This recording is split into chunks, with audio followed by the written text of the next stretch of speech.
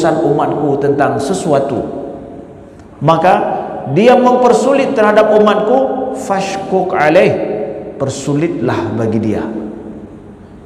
Yang kamu doa oleh Nabi SAW. Jadi jangan coba-coba saudaraku dalam kita berkuasa lalu kita mempersulit sebahagian umat Nabi SAW untuk mendapatkan hak mereka karena kita sedang berkuasa. Piuh tunggu. Drone damang dalam doa Nabi. Kami orang Lok Semawai akan lihat wali kota Lok Semawai yang terpilih nanti solat subuhnya bagaimana dengan jamaah, bagaimana dengan solat berjamaahnya di masjid.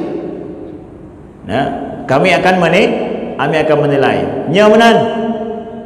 Hai hono. Akan petengun mendung negara. Punya katanya akan takalon uke bawa yang dia ke wali kota Lok Semawai akan tanilai bak solat kanyan. Nyamanan. Nya akan dinilai karena solatnya akan. Assalamualaikum warahmatullahi wabarakatuh. Banyak sekali pertanyaan jamaah, Ustadz kasih kami channel untuk kajian anak-anak muda. Di antara anak muda berasal dari Aceh, luar biasa, channelnya Maulizul Akbar Nak. Tonton, subscribe, like, share, komen. Assalamualaikum warahmatullahi wabarakatuh.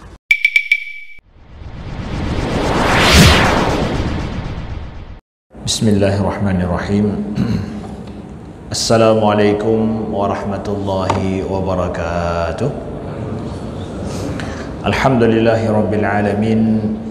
Hamdan yuwafi ni'amahu wa yukafi'u mazidah. Ya Rabbana lakal hamdu kama yanbaghi li jalali wajhikal karimi wa azimi sultanik. Allahumma salli wa sallim wa barik ala sayyidina Muhammadin wa ala alihi wa sahbihi wa sallim. Subhanaka la ilma lana illa ma 'allamtana innaka antal alimul hakim. Allahumma 'allimna ma yanfa'una wanfa'na bima 'allamtana wa zidna ilma. Rabbana innana amanna faghfir lana dhunubana wa qina 'adzaban nar. Rabbana la tuzigh qulubana ba'da idh hadaitana wa hab lana min ladunka rahmah innaka antal wahhab.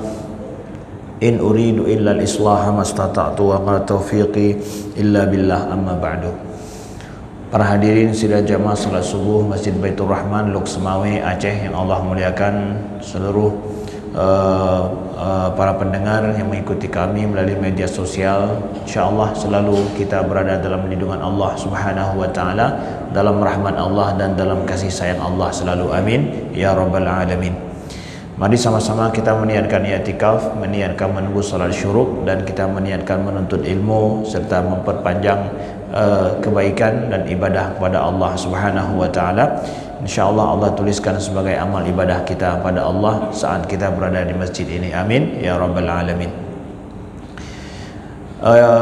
Para hadirin yang dimuliakan Allah, alhamdulillah hari ini menjadi hari yang bersejarah baru bagi masyarakat Aceh semua, dengan sudah nampak kabar-kabar ya, siapa yang akan menjadi pemimpin kita ke depan di Aceh ya. Jadi bangun kita di subuh hari ya, bahkan sebentar lagi mungkin semakin banyak kita mendengar ya, toh sawo di Lok Semawai, siapa di Lok Semawai, siapa tingkat provinsi di Aceh, siapa di seluruh kabupaten dan kota di Aceh. Ada semangat baru ya, ada semangat baru, ada harapan baru ya, yang Allah berikan kepada setiap baik calon yang akan terpilih, begitu juga bagi kita yang telah memilih selaku rakyat Aceh. Selalu ada optimisme baru, selalu ada hal-hal yang kita harapkan bahwa akan lebih baik ke depan. Itulah yang menjadikan kenapa kemudian kita bersemangat di dalam hidup. Maka pertemuan kita pada hari ini ya, kami melanjutkan apa yang sudah kita bahas tadi malam. Kita akan melihat tentang fikih kekuasaan ya, yang disabdakan oleh Nabi SAW bagi seorang pemimpin dan juga bagi seorang rakyat. Apa kewajiban selanjutnya selaku seorang pemimpin dan kewajiban kita selaku rakyat ya, yang telah memilih pemimpin kita itu. Nah, saudaraku yang dimuliakan Allah ya, ini yang perlu kita sampaikan. Saya buka langsung daripada Sahih Imam Muslim ya, syarahan kitab oleh Imam An-Nawawi rahimahullahu taala. Jadi langsung dari usulnya, dari rujukan aslinya, ya. Semoga menjadi pedoman bagi siapapun. Nah, maka di awal kami sampaikan bahwa syukur besar kita kepada Allah Subhanahu wa taala bahwa pilkada kita, ya, mudah-mudahan berlangsung secara damai dan aman ini itu jauh berbeda dengan masa lalu di mana pergantian kekuasaan itu terjadi dengan tumpah darah. Raja Aceh Megantau meninggal mungkin dengan ruh darah. Begitu juga raja-raja yang lain zaman dulu pergantiannya itu dengan tumpah darah. Perang terjadi, baru terjadi pergantian kekuasaan. Tapi zaman sekarang pergantian kekuasaan terjadi alhamdulillah tanpa harus tumpah darah. Ya, maka kita siapa yang berhak ataupun diberikan kepercayaan menentukan siapa yang berkuasa? Rakyat. Dengan cara apa? Dengan cara mereka hanya dengan memberikan penentuan pada nomor yang mereka harapkan, mereka inginkan, terserah siapapun secara bebas. Dulu tidak terbayangkan itu terjadi, ya. Kalau enggak tumpah darah, menyahana peik raja nyo raja aje, menyahana sodang ilekut meperang dengan pedang, ya, hana akan terjadi pergantian kekuasaan. Kalau tidak sanggup untuk cangnyo, pohnyo, ya, hana akan terjadi kekuasaan akan berpindah. Tapi sekarang, ya, terjadi dengan perpindahan kekuasaan seorang menjadi berkuasa itu dengan cara yang damai sekali. Makanya kita sampaikan bahwa apa yang disampaikan oleh para ulama kita kontemporer saat ini bahwa, ya, sistem demokrasi itu adalah salah satu solusi yang hari ini lebih baik daripada yang sudah ada. Sudah ada dari yang pernah dilakukan, yang terjadi dalam hidup kita, ya. Ada yang lebih baik tentu sistem kekhilafahan yang terjadi pada masa Rasulullah dan kemudian yang terjadi setelah masa Rasulullah sallallahu alaihi wasallam, ya. Tapi di abad modern ini, di saat abad modern ini, sistem pergantian kekuasaan yang berhasil dilakukan dan itu menjaga daripada pertumpahan darah, ya, sistem demokrasi ini. Artinya bahwa ini adalah salah satu solusi yang hari ini yang terbaik yang mampu dilakukan, walaupun bukan yang terbaik segala-galanya, bukan. Justru tidak menutup kemungkinan bahwa insya Allah kita akan mampu melakukannya yang lebih baik daripada sistem demokrasi. Tapi sistem demokrasi hari ini adalah telah berguna dari sisi bahwa menjaga tumpah darah itu terjadi, ya, saudaraku yang dimuliakan Allah. Nah, dan ini kita sudah menjadi saksi sampai hari ini.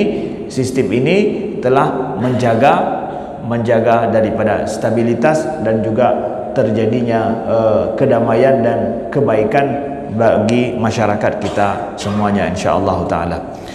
Maka sekarang walaupun sistem demokrasi ini sudah mampu kita lakukan, ini akhirnya adalah mekanisme perpindahan kekuasaan, tetapi fikih, tetapi masalah hak dan kewajiban seorang pemimpin dengan rakyat itu tetap berlaku sesuai apa yang disampaikan oleh Nabi di dalam hadis-hadis beliau dan juga di dalam Al-Quran. Nah, kita lihat Rasulullah sallallahu alaihi wasallam menyampaikan kepada kita, ya, ini dalam kitab dalam bab istihqaq al-wali al-ghash li ra'iyati an-nar. Jadi Imam Muslim, ya, beliau memulai kitab beliau itu dengan kitab iman. Jadi kitab sahih beliau itu memulai dengan kitab iman. Di dalam kitab iman itu, ya, ada bab yang beliau namakan dengan bab istihqaqul wali al-ghash li ra'iyati an-nar. Bahwa seorang wali ini seorang amir, seorang pemimpin, ya, yang ghash, yang dia itu pendusta, pembohong dan curang, ya, itu istihqaq an-nar. Jadi berhak mendapatkan neraka karena dia berlaku curang atau menipu terhadap rakyatnya. Jadi bahasa ra'iyah itu adalah bahasa Arab, bahasa Indonesianya atau bahasa Melayunya rakyat. Jadi rakyat itu diambil dari kata bahasa Arab langsung, ra'iyah. karena tidak ada ain dalam bahasa Melayu, jadilah ka, ya, rakyat. Asalnya adalah ra'iyah. Jadi Imam Muslim langsung membuat sebuah bab yang bahwa seorang wali yang mencurangi rakyatnya, menipu rakyatnya, itu berhak mendapatkan neraka. Ya. Hadisnya apa? Nah, kita lihat beberapa hadis Nabi SAW. Kalau bicara Imam Muslim, ya sudah pasti sahih semua. Enggak ada bicara tentang hadis yang tengku sahih buhannya Hanafi Bali. Ya. Rasulullah SAW kita lihat bersabda, "Ma min 'abdin yastar'ihi Allahu ra'iyatan yamutu yawma yamut wa huwa ghashun li ra'iyatihi illa harramallahu alaihi al-jannah." Ya, saya tidak membacakan sanadnya demi untuk waktu yang singkat ini. Langsung kita bacakan hadis beliau bahwa siapapun seorang hamba, ya, yastar'illahu ra'iyatan, Allah percayakan atau Allah berikan tanggung jawab kepadanya mengurus ra'iyah, ya, yamutu yauma yamut, meninggal dia hari dia meninggal, wa huwa ghashun li ra'iyati, sedangkan dia itu ghashun. Ghashun ini adalah menipu, mencurangi, ya, berbuat dengan cara yang tidak sebenarnya terhadap rakyatnya, illa harramallahu alaihi jannah, pasti Allah haramkan baginya syurga. Berada tadinya tubuh-tubuh merupakan hadir lagi nyo, ya kan? Ya, golong diumumkan kemenangan karena hadir lagi nyo, kan karena ada ku kasih katribe pertonton yang kau likut Nabi ke hadisnya, ya. Siapa saja seorang, ya, hamba, seorang hamba, ya, seorang hamba, ya, kan siro raja, artinya buat siro raja, anak raja, kan hamba. Karena siapa saja seorang hamba berhak dia nantinya mungkin menjadi seorang yang berkuasa. Yastar'ihillahu ra'iyatan, Allah jadikan dia orang yang bertanggung jawab terhadap rakyat, ya.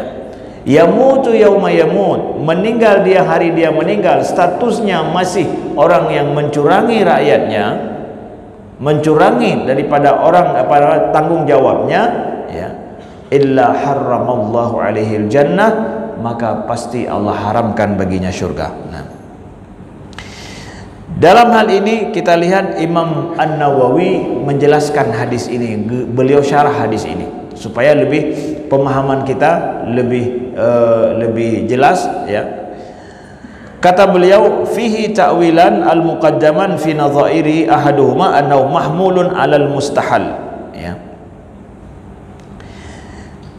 Bahwa hadis ini kok bisa seseorang yang mencurangi rakyatnya, dia bisa diancam dengan diharamkan baginya surga. Gimana itu, Ustaz? Apakah sama sekali nggak boleh masuk surga? Tapi kan padahal dia seorang mukmin. Kalau seorang mukmin berbuat dosa besar, ya masuk surga dulu, baru masuk dalam neraka dulu, baru ke dalam surga. Apakah yang diharamkan selama-lamanya memang tidak akan masuk? Berarti sama dengan orang kafir dong, Ustaz. Gimana ini? Maka kita baca bagaimana penjelasan Imam An-Nawawi dalam hal ini. Ahaduma annahu mahmulun 'alal mustahal, bahwa yang pertama makna dia tidak masuk dalam syurga itu adalah dia menghalalkan perbuatan kecurangan itu dan dianggap halal. Jelas mencurangi orang lain, menipu, kazib dan berdusta itu kan haram dalam Islam, ya. Orang yang menghalalkan yang haram itu bisa jadi kafir. Menghalalkan yang haram itu jadi kafir. Atau mengharamkan yang halal, ya, yang sudah Allah halalkan diharamkan sama dia, ya, ini bahaya. Yang Allah wajibkan dianggap tidak wajib. Salat itu wajib, dia menganggap dan meyakini itu tidak wajib, itu terancam bisa jadi kafir kita. Maka makna pertama adalah seorang pemimpin, ya, apabila dia menghalalkan perbuatan itu, menghalal dari arti memang dengan makna menghalalkan, tidak menganggap itu haram perbuatannya itu, Kadang ada juga seorang pemimpin atau penguasa, dia itu melakukan kecurangan, kadang terpaksa, kadang hana mahu pegadli, hana cara lain, ya. Tapi dia tahu itu dosa, dia tahu itu haram, ya. Meyakini itu haram, itu lain cerita. Ini yang jadi masalah adalah memang dia menganggap itu halal dan mubah melakukan yang demikian. Nah, ini bisa seorang itu, kata Imam An-Nawawi, diancam oleh Nabi, dia itu diharamkan neraka, diharamkan baginya syurga. Nauzubillah. Atau yang kedua, hurrima alaihi dukhuluha ma'a al-faizin as-sabiqin wa mana tahrim huna al-manna.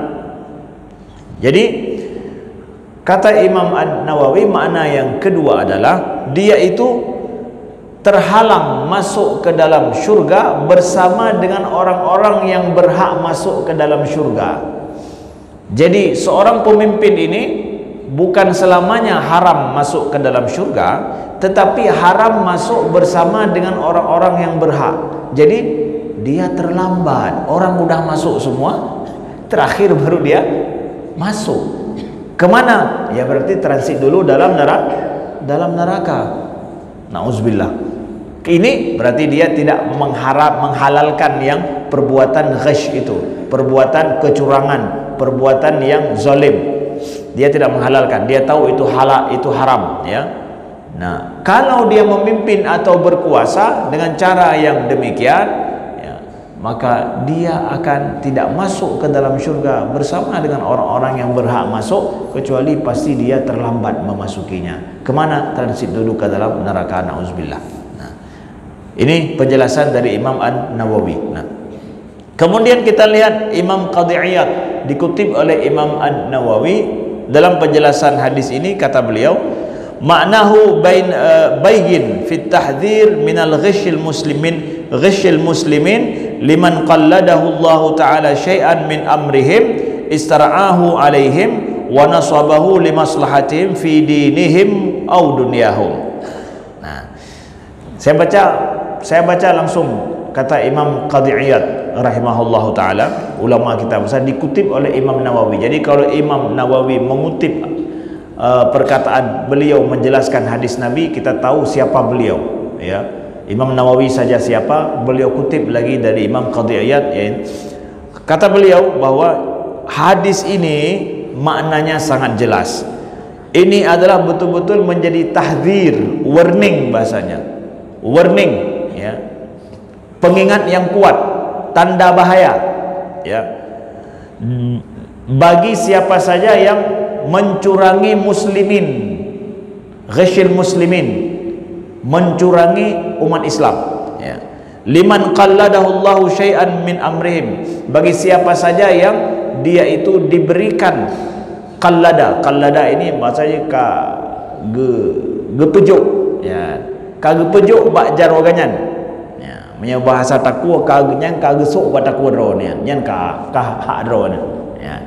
Siapa yang dia sudah diberikan hak di tangannya mengurus min amrihim, jadi mengurus sebahagian urusan umat Islam, ya, istara'ahu alaihim, yang dipercayakan untuk bertanggung jawab terhadap mereka, ya, wa nasabahu limaslahatihim, dan telah dibakukan, bahasa kita sudah dibakukan untuk maslahat mereka, sudah diangkat untuk mendapatkan jabatan untuk maslahat mereka, fid din wa dunya, fi dinihim wa dunyahum, baik maslahat dunia, permaslahatan kemaslahatan din agama mereka atau dunia mereka.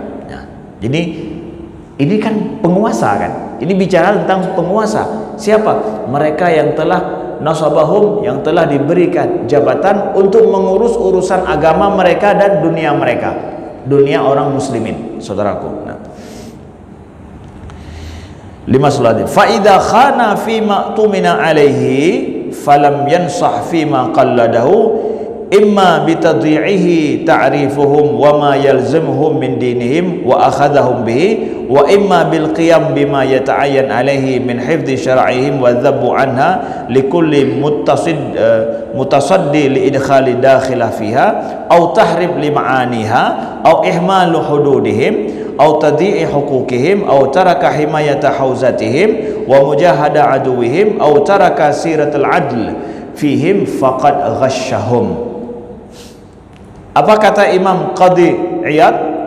Kata beliau, apabila dia berkhianat pada apa yang telah dipercayakan kepadanya dan dia tidak berbuat yang terbaik untuk mereka, atau dia menyia-nyiakan hak, tidak memperdulikan hak daripada orang muslim, yang cocok dan sesuai dengan agama mereka,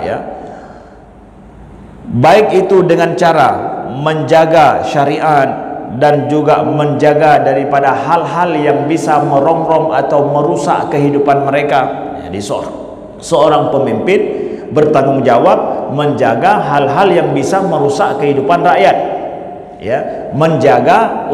bertanggung jawab menjaga agama dan syariat yang berlaku dalam kehidupan seorang muslimin. Seorang muslimin ada syariat yang dengan syariat itu mereka hidup dan menjalankan agama.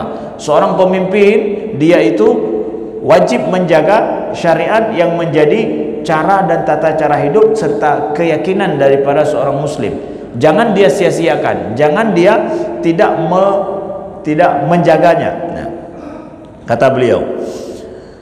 Kemudian au tahrib lima'aniya au ihmal hududihim, atau bahkan seorang pemimpin tidak begitu peduli dengan makna-makna syariat, begitu juga tidak peduli dengan hudud hukuman-hukuman yang telah Allah tentukan, bahwa misalkan zina itu haram ada hukumannya, membunuh itu haram ada hukumannya. Seorang penguasa mesti menjaga hudud-hudud ini, Kemudian tadhi' huquqihim, atau dia melakukan dengan hak-hak orang muslimin itu tidak dijaga.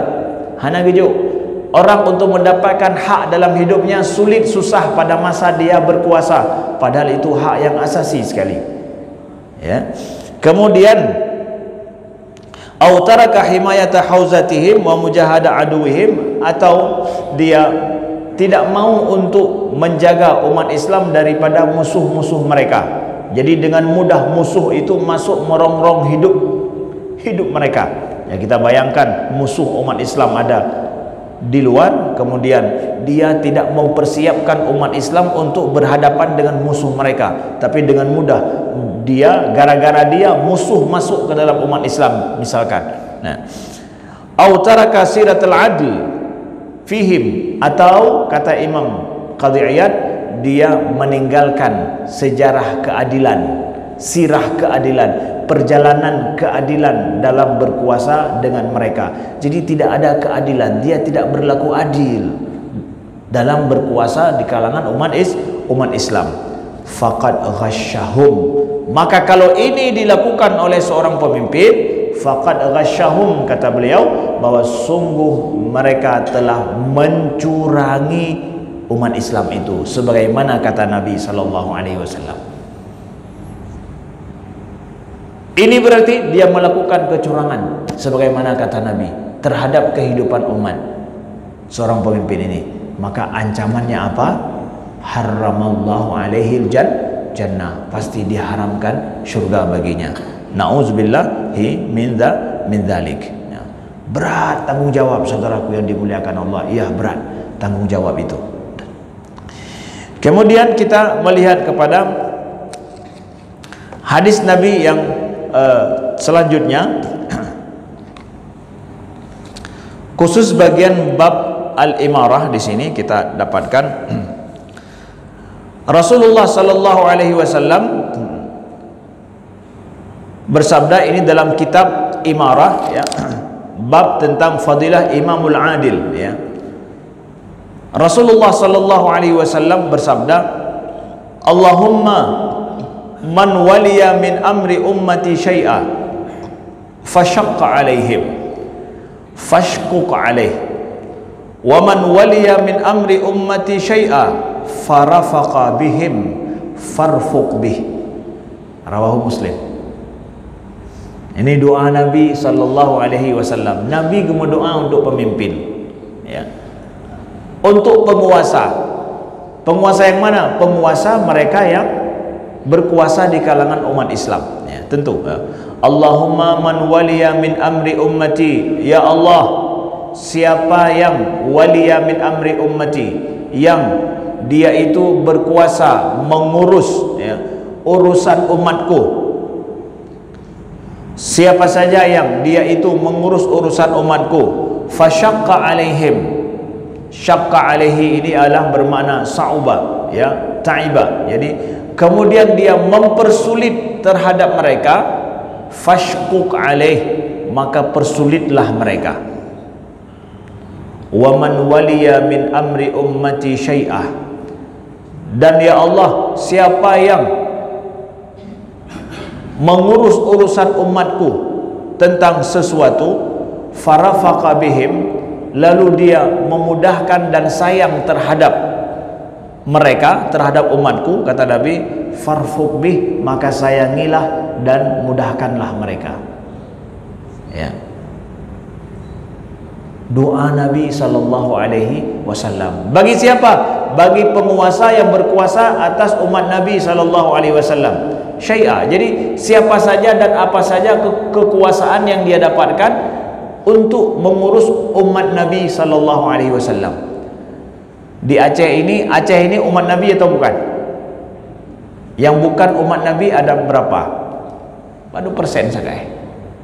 0, atau taruhlah 1%. Selebihnya umat Nabi. Di Lok Semawai ini berapa persen umat Nabi? 99,9 insyaallah umat Nabi sallallahu alaihi wasallam, ya. Ya. Maka mengurus umatku, kata Nabi, ini umat Nabi yang kita urus, ya, yang kita urus umat Nabi sallallahu alaihi wasallam. Dengarkan apa sabda dan juga doa Nabi, ya Allah, man waliya min amri ummati syai'a, ya Allah, siapa saja yang dia itu mengurus urusan umatku tentang sesuatu, maka dia mempersulit terhadap umatku, fashquq alaih, persulitlah bagi dia. Yang berdoa oleh Nabi sallallahu alaihi wasallam. Jadi jangan coba-coba saudaraku dalam kita berkuasa lalu kita mempersulit sebahagian umat Nabi sallallahu alaihi wasallam untuk mendapatkan hak mereka karena kita sedang berkuasa. Piuh tunggu. Drone damang dalam doa Nabi. Ya. La haula wala quwata illa billah, ya. Masuk dalam doa Nabi, didoakan oleh Nabi.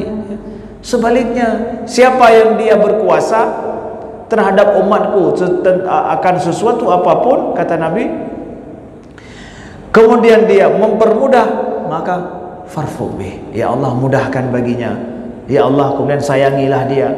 Didoakan juga kebalikannya oleh Nabi sallallahu alaihi wasallam. Maka kembali kepada apa yang kita sampaikan tadi malam, tu'izzu man tasya wa tudhillu man tasya. Ketika kekuasaan itu telah Allah berikan kepada seseorang, karena semalam kita jelaskan bahwa nggak mungkin sesuatu terjadi tanpa izin Allah. Maka selanjutnya apa? Nah, dia akan mempermudah mengurus umat Nabi dengan baik, atau dia dengan kekuasaan itu mempersulit kehidupan umat Nabi. Kalau dia mempermudah, Allah akan muliakan dia di atas mimbar-mimbar bercahaya, di atas mimbar-mimbar yang bercahaya pada hari kiamat. Yang di dunia saja mimbar bercahaya itu semua menjadi sorotan, semua akan populer dia naik di atas itu. Di akhirat lebih lagi populernya, saudaraku yang dimuliakan Allah. Imam adil, imam yang adil itu adalah orang yang pertama sekali dinaungi oleh Allah nanti pada hari kiamat, pada saat tidak ada naungan kecuali dari naungan Allah Subhanahu wa taala. Jadi orang terdepan mendapatkan kasih sayang Allah, imam adil. Sebaliknya, ini dia. Sebaliknya, mempersulit umat Islam, maka akan didoakan oleh Nabi, dia akan dipersulit bertambah hidupnya. Atau na'udzubillah, dia curang terhadap rakyatnya, mencurangi rakyatnya, yang terjadi apa? Maka diharamkan baginya syurga. Na'udzubillah min dzalik. Ini semua konsekuensi, ya. Setelah berkuasa, kekuasaan sudah ada di tangan, ini menjadi tanggung jawab. Harus dengar, harus baca, harus pahami. Ini hadis kami sampaikan, ya. Hadis harus dipahami dan didengarkan oleh calon-calon pemimpin ke depan. Ya.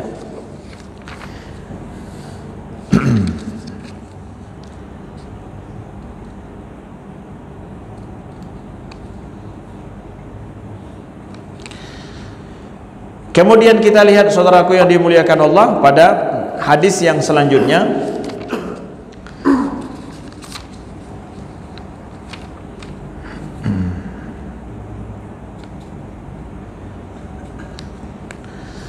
Selanjutnya adalah tentang masalah ketaatan kita kepada amir, ya, atau kepada penguasa, kepada wali, ya.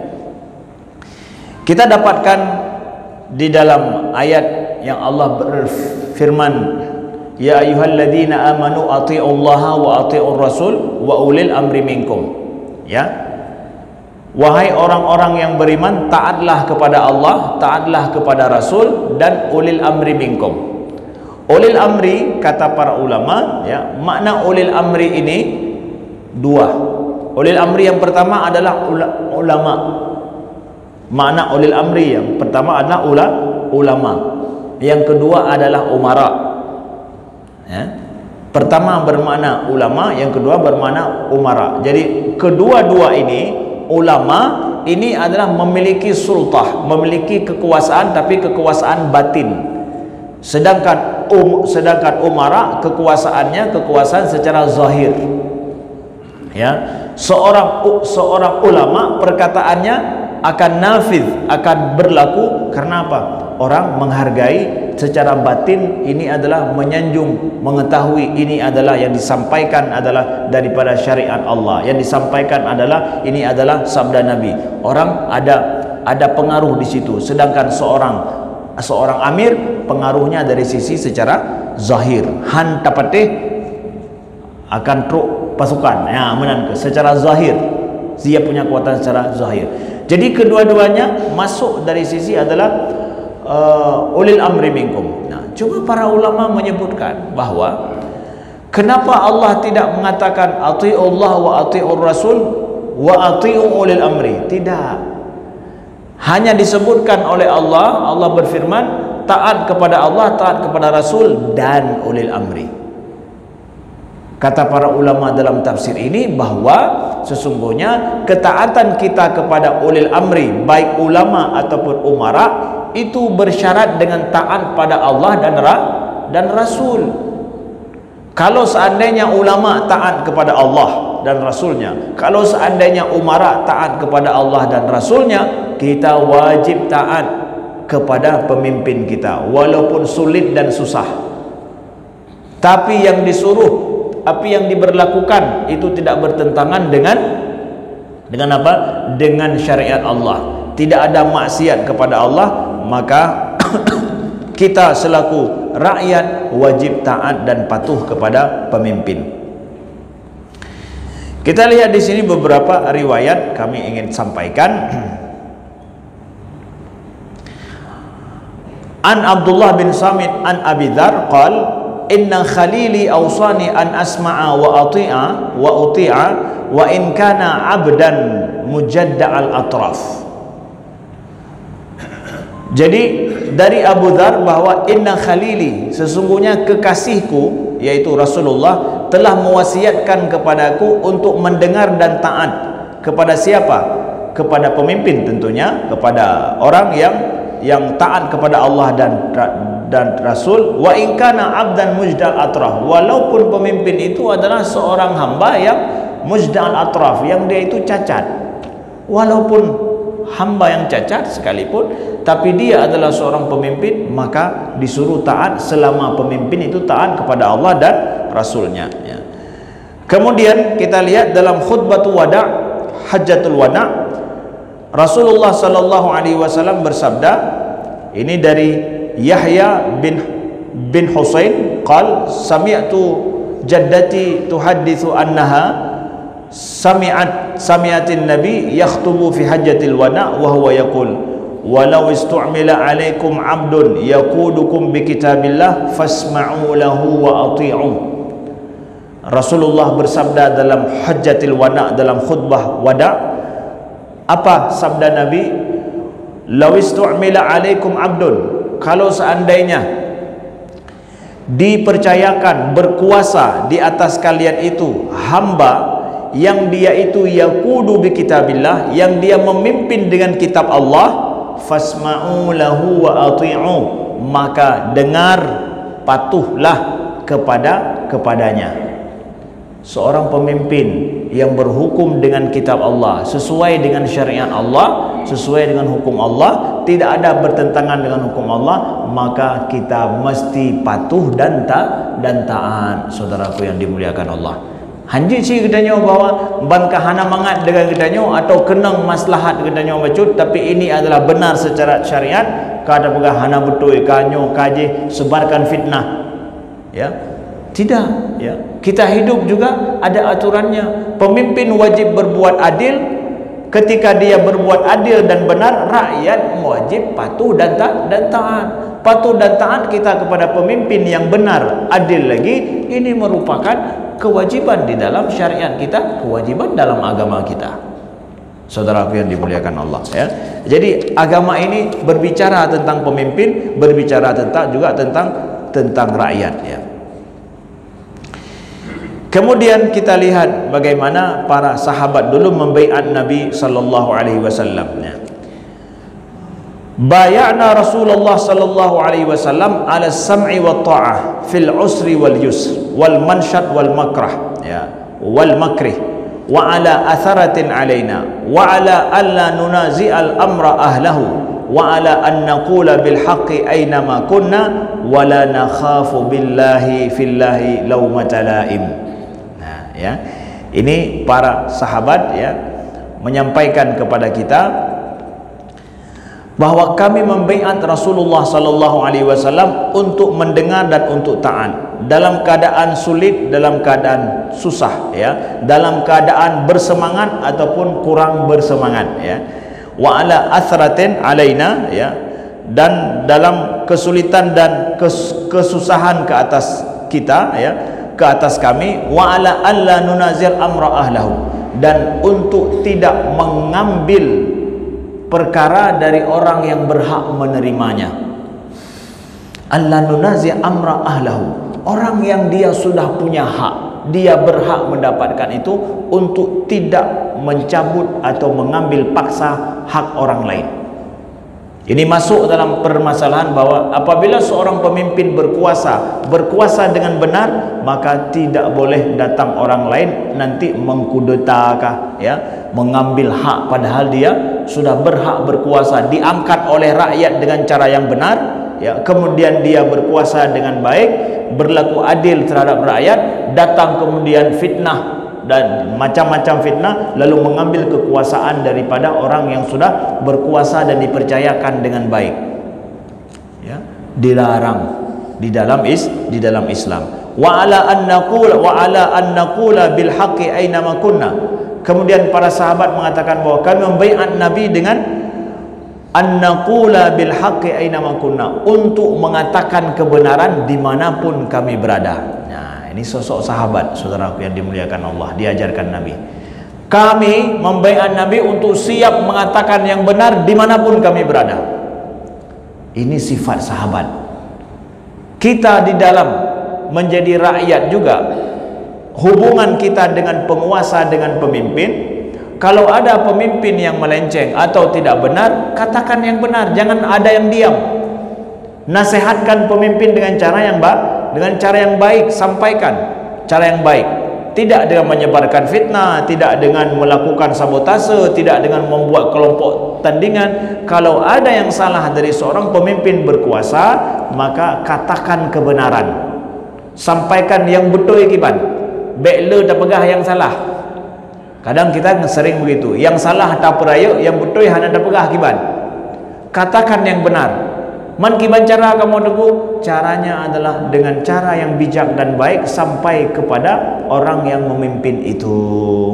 Maka dalam hal ini tanggung jawab para ulama, apabila ada pemimpin-pemimpin, penguasa-penguasa yang keluar jalur, melenceng daripada hak dan kewajibannya, untuk berbicara, untuk menegur, untuk menasihati.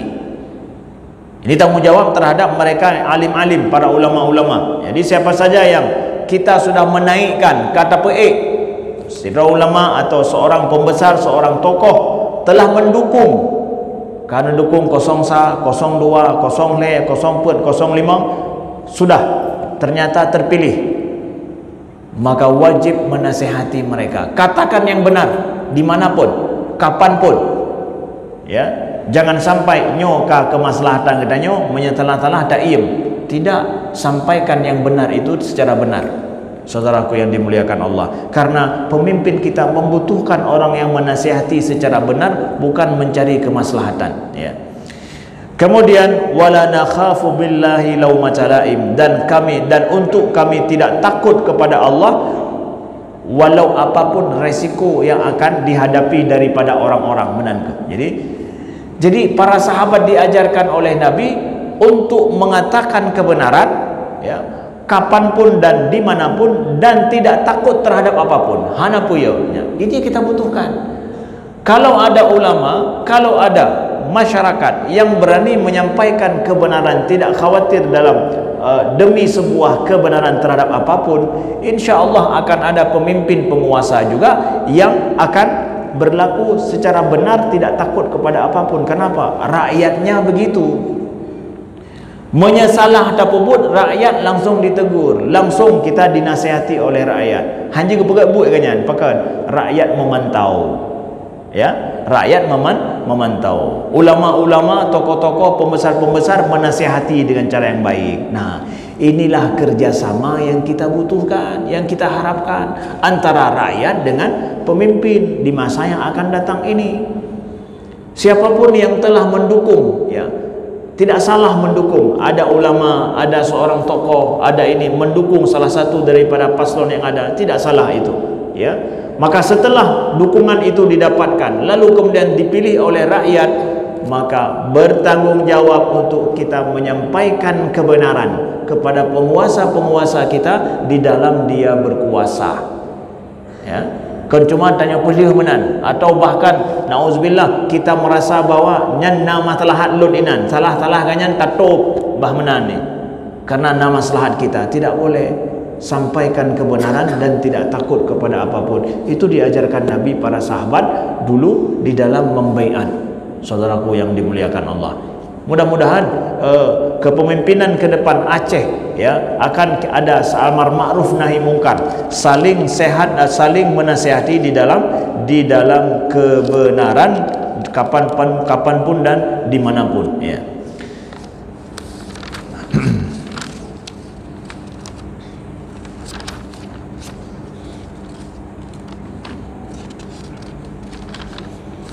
Sampai di sini dulu. Apa ada pertanyaan? Kami persilakan.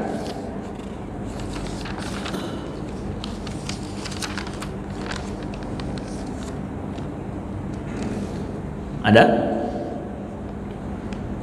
Sebelum kami bacakan hadis yang terakhir. Tidak ada? Ya, good. Alhamdulillah. Hai pun tanya belum. Kamu sang kajilah tahu yang terpilih. Pun tanya belum. Ya. Ya. Baik, saudaraku yang dimuliakan Allah, ya. Saya akan membacakan hadis yang terakhir, ya,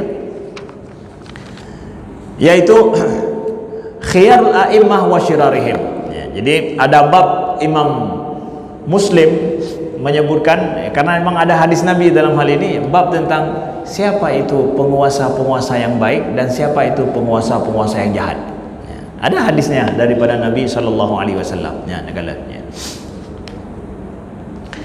An Auf bin Malik an Rasulillah sallallahu alaihi wasallam qala khiyaru a'immatukum alladzina tuhibbunahum wa yuhibbunakum.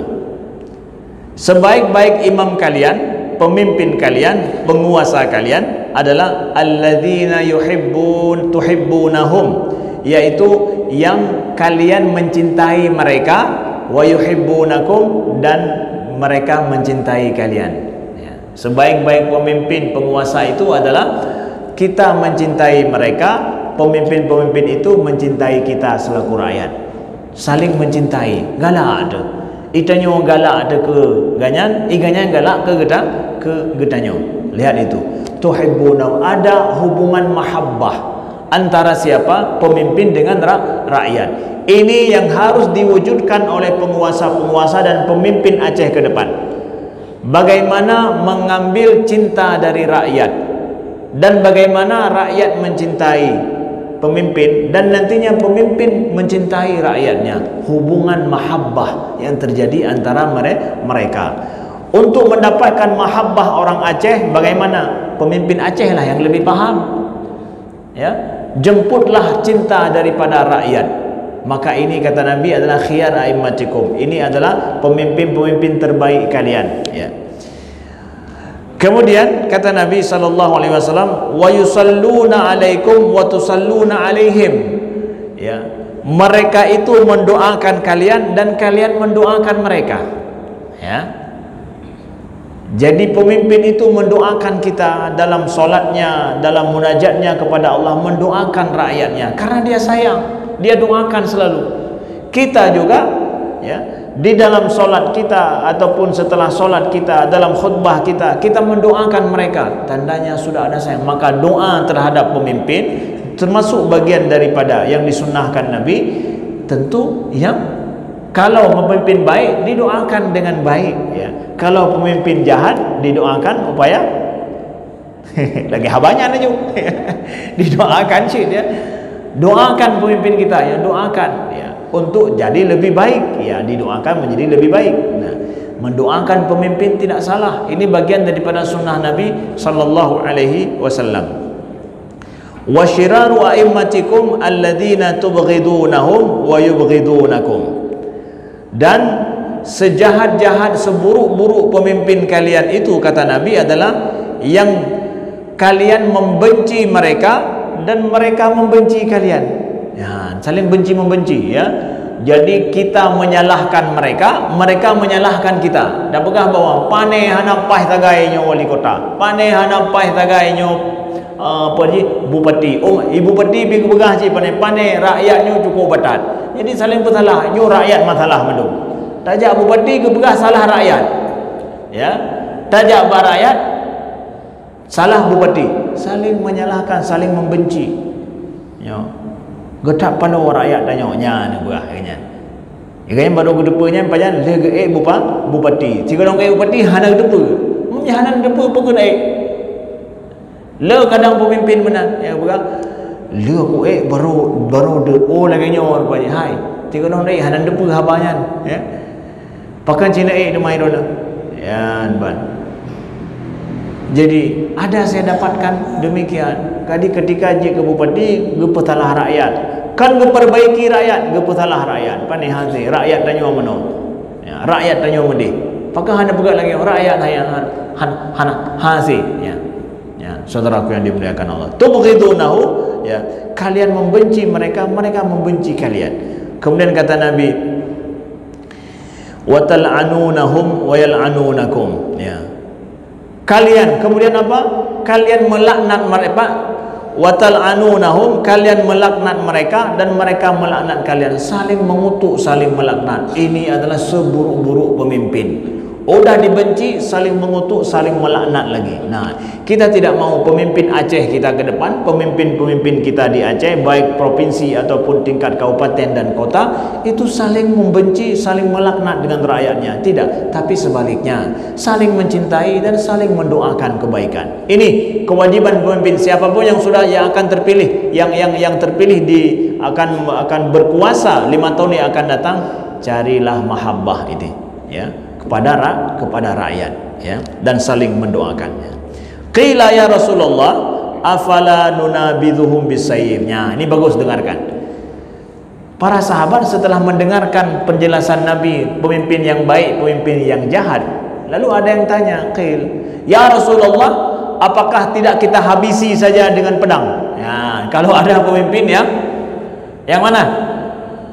Yang saling membenci, saling melaknat. Jadi payah tak kutuk dan laknat tapi pemimpin. Penghana tak selesaikan dengan pedang aja. Ya Rasulullah. Pemimpin yang laginya kiban. Ya. Faqala la ma aqamu fikumus shalah. Tidak, hanjut selama dia masih aqamu fikum shalah, masih melaksanakan solat dan mendirikan solat. Ya, hanji menan, hanji berangkau. Baik bangkal lagi yang kada fikir apa nyopa tak pesaduangan. Tak pesaduangannya ojo teguh. Kiban? Ya. Wahai Nabi, baik hanjilah ma'aqamu fikumus solat selama dia masih menjaga solat. Nah, kalau solat. Solat menyelamatkan Anda wahai pemimpin. Solat menyelamatkan Anda wahai pemimpin. Solat itu menjadikan rakyat masih tetap utuh. Kekuasaan Anda masih bisa berlaku. Jangan sampai sudah jadi pemimpin kahana deh masjid. Yang menjaga solat ini berlaku terus dan menjaga solat ini terus tegak siapa? Termasuk adalah pemimpin. Pemimpinlah yang paling rajin ke masjid. Jaga solat, karena solat ini yang mempertahankan ketaatan rakyat kepada kita. Salah-salah kita nyoba solatnya melindungi drone. Salah-salah Anda dalam apapun kekurangan Anda wahai pemimpin provinsi ke tingkat gubernur ataupun kabupaten, bahwa solat itu melindungi Anda. Solat, jaga solat ini. Kita mau siapa ini yang akan terpilih jadi yang berkuasa, bupati solat subuh, kamu akan kalon. Ya, kamu hanya kebetulan di Lok Semawe, ya, dengan tanya Lok Semawe. Maka kami orang Lok Semawe akan lihat wali kota Lok Semawe yang terpilih nanti solat subuhnya bagaimana dengan jamaah, bagaimana dengan solat berjamaahnya di masjid. Nah, kami akan menilai. Nyamanan. Hai hono, akan petengun mendung negara. Punya katanya akan takalon uke bawa yang je kebu wali kota Lok Semawe akan tanilai bak solat kanyan. Nyamanan. Nya akan genilai karena solatnya akan sabda Nabi sallallahu alaihi wasallam itu melindungi Anda dalam berkuasa. Ya. Wa idza ra'aitum min ulatikum syai'an takrahunahu fakrahu amalahu wa la tanzi'u yadan minat ta'ah. Ya, apabila kalian melihat daripada penguasa, pemimpin, wali-wali kalian itu syai'an takrahunahu, sesuatu yang kalian benci, ya, Nabi memberikan petunjuk kepada kita. Apabila kalian melihat sesuatu yang kalian benci, maka fakrahu amalahu, maka bencilah amalannya. Bencilah perbuatannya itu, jangan ridho. Menyesalah seorang pemimpin, jangan suka dengan ataupun ridho karena terhadap kesalahan dan amalan dia. Sebab ada juga orang yang asai pemimpin pegah puja mendung, bersalah tapi betul isi. Enggak, Nabi tidak mengajarkan demikian. Kalau memang dia salah, maka kita benci perbuatannya. Wala tanzi'u yadan min ta'atin, maka jangan kalian melepaskan ketaatan. Maksudnya apa? Bahwa untuk adanya seorang pemimpin yang berkuasa, walaupun ada kesalahan, ya, harus diperbaiki, tapi tidak hanya dengan apa menjatuhkan dia kepemimpinannya sehingga terjadilah hal-hal yang mafsadah yang lebih besar bagi umat. Jangan langsung demikian, ya. Tidak langsung, Nabi tidak mengajarkan langsung banka salah seorang pemimpin maka katanya mendung-mendung perhut pemimpinnya. Tidak demikian, ya.